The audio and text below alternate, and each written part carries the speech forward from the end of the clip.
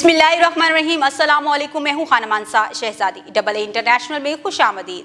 प्यारे बच्चों, हम उर्दू के हरूफ तहजी स्टेप ए पढ़ रहे हैं और आज हम जानवरों के नाम और रंगों के नाम के बारे में पढ़ेंगे। आप जानवरों के फ्लैश कार्ड में आपको दिखाऊंगी, आपने पहचानना है कि उनके नाम आते हैं आपको या नहीं। फिर हम अपनी किताब पर भी देखेंगे कि कौन कौन से जानवर और रंगों को हम आज पहचानना सीखेंगे।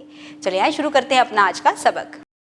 जानवरों के नाम: शेर, बिल्ली, हिरन, गाय, बंदर, कुत्ता। रंगों के नाम: नीला, पीला, सफ़ेद, सुर्ख, काला, सब्ज। देखा प्यारे बच्चों, आज हमने कितने सारे नए जानवरों के नाम सीखे हैं, उनकी शक्लों को पहचाना, वो कहाँ रहते हैं इसके बारे में भी जाना। उसके साथ ही साथ हमने बहुत सारे नए रंग भी पहचाने हैं और हमने अपने इर्द गिर्द भी देखना है कि हमारे इर्द गिर्द कौन कौन से ऐसे रंग हैं जो कि हमारी किताब में भी मौजूद हैं।